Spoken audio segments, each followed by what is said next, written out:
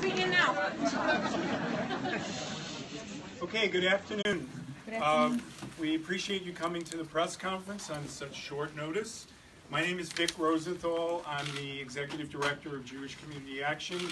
For 20 years, we've been doing work on social, racial, and economic justice. 36 times in the Torah, in our scriptures, it says, "You shall welcome the stranger, for you were strangers in the land of Egypt."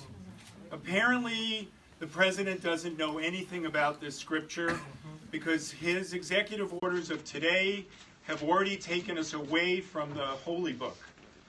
For my community, the Jewish community, we know all too well what it means to not be welcomed in a community, to be cast out, to be treated as if we don't belong. And these executive orders take this country in the wrong direction. Now, 13 years ago and 14 years ago, the cities of St. Paul and Minneapolis took a big step forward when they passed the separation ordinances in both cities, and I had the privilege of working on both of them with both mayors at that time to get those through so that we would protect those immigrants in our community and make sure that law enforcement was not being asked to do the job of the federal government. It was true then, it's true now, and that's why we're here today. And you're going to hear from a variety of speakers. It's very exciting to have this many members of the Minnesota House, the Minnesota Senate, local city council members, and others from around the community, advocates who are here to basically stand up to the President of the United States and says, not in our state, not in our community.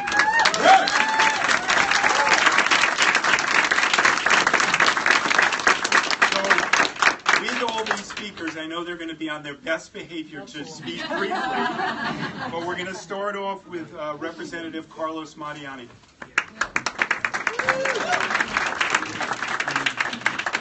Buenas tardes. Good afternoon, everyone. I would be remiss if I didn't acknowledge that this room is packed. Not unlike the packing that's been happening in public spaces all across our state, including the incredible packing last Saturday. Let me say that what you have before you here is a couple of things. One is incredible diversity. African American, Latinos, Asian, Native Americans, immigrants, Muslims, Christians, Jews. This is who we are. This is Minnesota. It isn't our nation, and this is who we are as Minnesota. We're not only here to stand up to we're here to stand up for who we are. And here's who we are, because the other thing you have here is a lot of local elected officials. And one of the things we have in common, we have two things. One is we acknowledge who we are, and we see strength in that, and we use that to make a stronger Minnesota, a stronger Worthington, a stronger Minneapolis, a stronger St. Paul. You get the picture. We know that our strength comes precisely from this, and quite frankly, folks, that's a 150-year-old recipe. We've been doing this for a long time. We're not going to be diverted away from continuing to do it. I've had the privilege to work with a number of people here to pass several really important pieces of legislation, including things like the DREAM Act, the Prosperity Act in Minnesota, that sees clearly our immigrant communities, our immigrant and refugee communities, and sees value there, and says, you know, even if, regardless of your status, we're going to be part of building community with you so that you can pursue your educational dreams. And you know what we're betting on? That's going to come back to all of us. That's the formula of Minnesota. All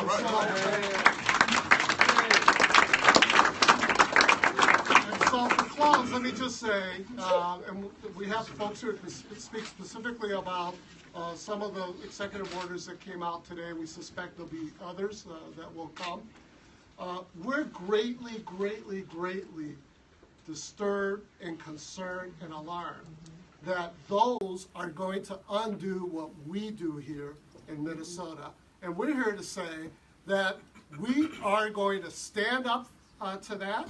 We're not going to allow that to happen in Minnesota. we will resist any effort to destroy who we are as a state and a people. And so thank you all for being here today. I look forward to having conversations with you all.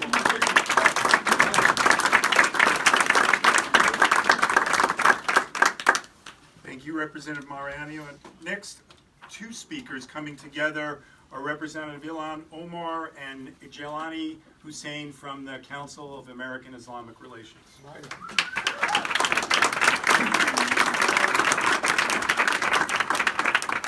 afternoon, everyone. Thank you so much for coming here and joining us. Thank you, everyone, for coming in short notice. What's really interesting about what's happening today is that there is a particular irony. Most of the refugees that are in this country and those on their way, and most of the immigrants in this country are members of our community who are fleeing countries because they are living in fear. They are looking for independence. They are looking to live in a democracy that welcomes them. And the irony in this is that this country that people are fleeing to is becoming one of tyranny, it's becoming one of dictatorship, and it's becoming one that is turning its face against the values that it's supposed to stand for. The immigrants of today, the refugees of today, are not that far different from the refugees and the immigrants of yesterday. Your grandfathers, your great-grandfathers, your grandmothers, and your great-grandmothers, and some of you, your parents. The same for our president. His great-grandparents were immigrants themselves. When they were coming here, they were seeking particular opportunities that would allow them to have a job, to have an income to feed their kids, to have an opportunity to get an education, to have an opportunity to give their children better life and a different trajectory than the one they would have if they stayed in their own country. That is what our current president got because of his great-grandparents fleeing for that particular opportunity. This is what he's denying us, what he's denying our relatives who want to come here, who want to live in freedom, who understand what it means to be silenced. This is supposed to be the country that is supposed to welcome people. So here's what I want to say about the immigrants and the refugees that Donald Trump, our president, is trying to divide and fearmonger around. We are doctors, we're teachers, we're poets, we're business owners, we're factory workers. Despite the cold here in Minnesota and in many parts of America, we experience the warmth of welcoming neighbors. We raise children here, and we raise future leaders. I hope the new administration and other doubters will come and they will visit immigrant communities and they will see the kind of lives that we are building here. I want to offer an opportunity for our new president to come and spend a day with me, to see what it is to be Somali, to be Muslim, and to be a refugee that has gotten the opportunity to have a new life. That is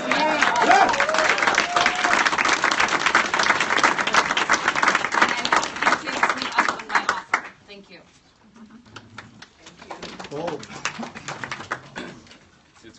It's tough going after Jallikattu Hussein, the Executive Director for the Council on American Islamic Relations, Minnesota chapter, and I'm here today to stand with Ilhan and just to say a few words. As it's already been said, every single one of us is an immigrant to this nation, except the Native Americans and the forced immigration of African Americans. Every single person who's here came with a story of immigration, a refugee, seeking a better life. And today's ban, today's order, today's promise that the President has made is a continuation of what the promises he has made during the election. And we saw during that time the rise of anti-Muslim, anti-this, anti-immigration, and Islamophobia has now become a major problem in our society. And today, that ban continues to build upon that Islamophobic principle of framing American Muslims as a threat and showing the world Muslims that America is not a place for them. And that actually, it goes hand in hand for the propaganda of terrorist organizations across the world.